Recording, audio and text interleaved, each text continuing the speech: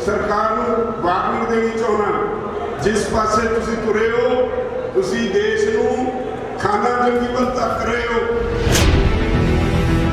सरकार भुलेखे च है, जिहड़ा कुछ 1984 च होया वो इत्थे दे लोग केस दे लोग सरकार नूं दोहराउण विच कदे कामयाब नहीं होण देणगे। कल जो कुछ होया मलोट विच मैं साफ करां, साडियां जथेबंदियां दा कोई फैसला नहीं हिंसक होण दा। असीं कदे हिंसक नहीं हुंदे, ना असीं हिंसक हां ना होवांगे। कि किसान कानून लाने से पहले भी इस सरकार ने जो श्रम कानूनों को खत्म किया और मजदूरों को तबाह करने के लिए नए श्रम कोड बनाए, 4 जो कोड बनाए हैं मजदूरों के लिए, वो भी वापस होने चाहिए। ਮਲੋਟ ਵਿਖੇ ਅਬੋਹਰ ਤੋਂ ਬੀਜੇਪੀ ਦੇ ਐਮਐਲਏ ਅਰੁਣ ਨਰੰਗ ਦੇ ਨਾਲ ਹੋਈ ਹੱਥਾਪਾਈ ਤੇ ਉਹਨਾਂ ਦੇ ਕੱਪੜੇ ਪਾੜ ਦੇਣ ਦੀ ਘਟਨਾ ਤੋਂ ਸੰਯੁਕਤ ਕਿਸਾਨ ਮੋਰਚੇ ਨੇ ਪੱਲਾ ਝਾੜ ਲਿਆ। ਅੱਜ ਇੱਥੇ ਬਲਵੀਰ ਸਿੰਘ ਰਾਜੇਵਾਲ ਹੋਰਾਂ ਨੇ ਕਿਹਾ ਕਿ ਉਸ ਦੇ ਨਾਲ ਸੰਯੁਕਤ ਕਿਸਾਨ ਮੋਰਚੇ ਦਾ ਕੋਈ ਸਮਰਥਨ ਨਹੀਂ ਹੈ, ਕੋਈ ਸੰਬੰਧ ਨਹੀਂ ਹੈ। ਉਹਨਾਂ ਨੇ ਸਾਫ਼ ਕਿਹਾ ਕਿ ਸੰਯੁਕਤ ਕਿਸਾਨ ਮੋਰਚਾ ਇਹਨਾਂ ਸਾਰੀਆਂ ਘਟਨਾਵਾਂ ਦਾ ਹਾਮੀ ਨਹੀਂ ਹੈ। ਅਸੀਂ ਸੱਤਿਆਗ੍ਰਹਿ ਦੇ ਰਾਸਤੇ ਤੇ ਚੱਲ ਕੇ ਸਰਕਾਰ ਨੂੰ ਆਪਣੀ ਆਵਾਜ਼ ਪਹੁੰਚਾਉਣ ਵਾਸਤੇ ਦਿੱਲੀ ਬੈਠੇ ਹੋਏ ਹਾਂ। ਬਲਵੀਰ ਸਿੰਘ ਰਾਜੇਵਾਲ ਲੁਧਿਆਣਾ ਵਿਖੇ ਕਿਰਤੀ ਕਿਸਾਨ ਮਹਾ ਸੰਮੇਲਨ ਦੇ ਵਿੱਚ ਹਿੱਸਾ ਲੈਣ ਪਹੁੰਚੇ ਹੋਏ ਸਨ। ਲੁਧਿਆਣਾ ਦੀ ਅਨਾਜ ਮੰਡੀ ਦੇ ਵਿੱਚ ਕਿਰਤੀ ਕਿਸਾਨ ਮਹਾ ਸੰਮੇਲਨ ਦਾ ਆਯੋਜਨ ਕੀਤਾ ਗਿਆ ਸੀ, ਜਿੱਥੇ ਮੁੱਖ ਬੁਲਾਰੇ ਦੇ ਤੌਰ ਤੇ ਬਲਵੀਰ ਸਿੰਘ ਰਾਜੇਵਾਲ ਪਹੁੰਚੇ। ਹਰਮੀਤ ਸਿੰਘ ਕਾਦੀਆਂ ਤੋਂ ਇਲਾਵਾ ਭਾਨੂ ਪ੍ਰਤਾਪ ਸਿੰਘ ਵੀ ਇਸ ਕਿਸਾਨ ਸੰਮੇਲਨ ਦੇ ਵਿੱਚ ਹਿੱਸਾ ਲੈਣ ਪਹੁੰਚੇ ਹੋਏ ਸਨ। ਇਸ ਦੌਰਾਨ ਵੱਡੀ ਸੰਖਿਆ ਦੇ ਵਿੱਚ ਮਜ਼ਦੂਰਾਂ ਨੇ ਸ਼ਮੂਲੀਅਤ ਕੀਤੀ, ਜਿਨ੍ਹਾਂ ਦੇ ਹੱਥਾਂ ਦੇ ਵਿੱਚ ਕਿਸਾਨਾਂ ਦੇ ਹੱਕ ਦੇ ਬੋਰਡ ਫੜੇ ਹੋਏ ਸਨ। ਕਿਤੇ ਨਾ ਕਿਤੇ ਇਸ ਰੈਲੀ ਦੇ ਦੌਰਾਨ ਮਜ਼ਦੂਰਾਂ ਦਾ ਸੰਘਰਸ਼ ਉਸ ਨੂੰ ਲਾਮਬੱਧ ਕਰਨ ਦੀਆਂ ਵੀ ਤਕਰੀਰਾਂ ਕੀਤੀਆਂ ਗਈਆਂ। ਇਸ ਦੌਰਾਨ ਬਲਵੀਰ ਸਿੰਘ ਰਾਜੇਵਾਲ ਹੋਰਾਂ ਨੇ ਕਿਹਾ ਕਿ ਉਹ ਖੁਸ਼ ਨੇ, ਉਹਨਾਂ ਨੂੰ ਇੱਥੇ ਆ ਕੇ ਸਕੂਨ ਮਿਲਿਆ ਕਿ ਇਸ ਸੰਘਰਸ਼ ਦੇ ਵਿੱਚ ਜਾਂ ਇਸ ਮਹਾ ਸੰਮੇਲਨ ਦੇ ਵਿੱਚ ਵੱਡੀ ਗਿਣਤੀ 'ਚ ਮਜ਼ਦੂਰਾਂ ਨੇ ਸ਼ਮੂਲੀਅਤ ਕੀਤੀ ਹੈ। सरकार नूं वार्निंग देनी चाहना, जिस पासे तुसीं तुरे हो तुसीं देश नूं खाना जंगी वल धक रहे हो। इदां करना देश के हित विच नहीं। मैनूं अज सवेरे गुरदासपुर तो एक फौजी भरा का फोन आया, वो जिन्नियां ट्रालियां मोर्चे विच जा रही हैं उन्होंने अपनी जेब विचों तेल पाउंदा सी ते उन्हें मैनूं दस्सिया भाई फौज के अफसर डिस्ट्रिक्ट एडमिनिस्ट्रेशन को कहते हैं भी इसके खिलाफ कोई पर्चा दर्ज करो, कुछ करो। ये क्यों उत्ते तेल पवा के ट्रैक्टर भेज रहे हैं? जे फौज को इन्वॉल्व करना है ये देश के हित लई घातक होएगा। फौज का दाखला फौज इत्थे तक दखल देण लग पए भी कोई साबका फौजी तेल की सेवा निभा रहा है। तो मैं समझदा सरकार की इतों घटिया हरकत देश के विरुद्ध हो नहीं सकती। तो मैं इसकी सख्त शब्दों च निंदा करना। ये साडा अंदोलन हमेशा पीसफुल रहा है, अज भी पीसफुल है और पीसफुल रहेगा।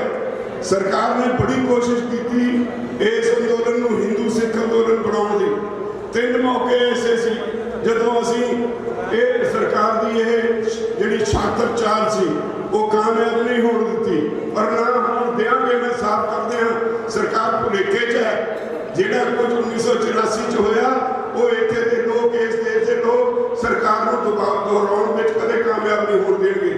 और मैं कल जो कुछ होया मलोट विच मैं साफ करां, साडियां जथेबंदियां दा कोई फैसला नहीं हिंसक होने का। असीं कदे हिंसक नहीं हुंदे, ना असीं हिंसक हां ना होवांगे। तो इसलिए मैं समझदा जिहड़े लोग साडे अंदोलन च कुतदे ने उन्हां नूं बेनती है कोई पूर्ण शांतमई रहना पहला असूल है जिहड़ा तुहानूं कबूल करना पएगा।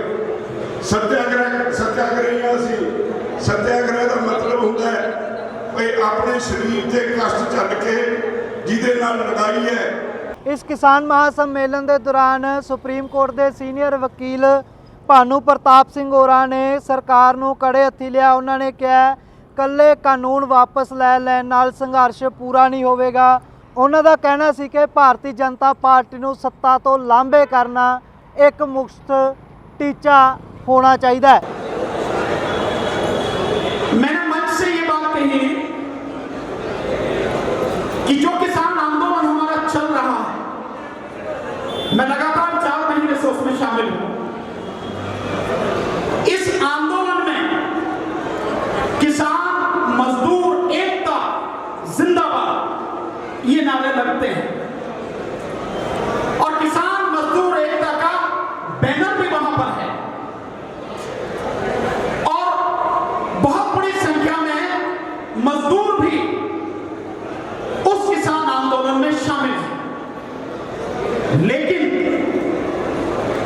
किसान आंदोलन का सरकार के सामने जो प्रस्ताव रखा जाता है, उस प्रस्ताव में कहीं भी मजदूरों की मांगें शामिल नहीं है। या मैं इसको थोड़ा सा ही कहूं कि किसान कानून लाने से पहले भी इस सरकार ने जो श्रम कानूनों को खत्म किया और मजदूरों को तबाह करने के लिए नए श्रम कोड बनाए, यानी लगभग 44 कानूनों को खत्म करके 4 जो कोड बनाए हैं मजदूरों के लिए, वो भी वापस होने चाहिए और मजदूरों की पूरी तरह से सुरक्षा होनी चाहिए। इस अपने मान पत्र में ये बात भी शामिल करनी चाहिए। किसानों केवल कहने से कुछ नहीं होगा कि मजदूर भी साथ में हैं, हम मजदूरों की लड़ाई लड़ रहे हैं, मजदूर साथ में है, अच्छी बात है, सही है ये बात, लेकिन किसानों की मांग के साथ साथ मजदूरों को तबाह करने वाले जो कानून हैं उनको भी वापस लेने की मांग किसानों के मांग पत्र में होनी चाहिए।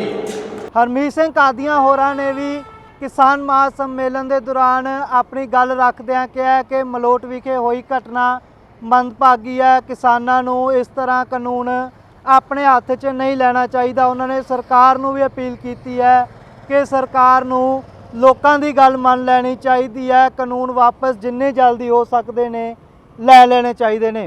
ਜਿਹੜੀ ਅੱਜ ਮਹਾਪੰਚਾਇਤ ਨਹੀਂ ਹੈ, ਇੱਕ ਸਾਡਾ ਸੁਮੇਲ ਆ ਇਹਦੇ ਵਿੱਚ ਕਿਸਾਨ ਤੇ ਮਜ਼ਦੂਰ ਦਾ। ਅਸੀਂ ਕਿਸਾਨ ਮਜ਼ਦੂਰ ਏਕਤਾ ਜ਼ਿੰਦਾਬਾਦ ਦਾ ਨਾਰਾ ਲਾ ਕੇ ਲੈ ਕੇ ਗਏ ਆ।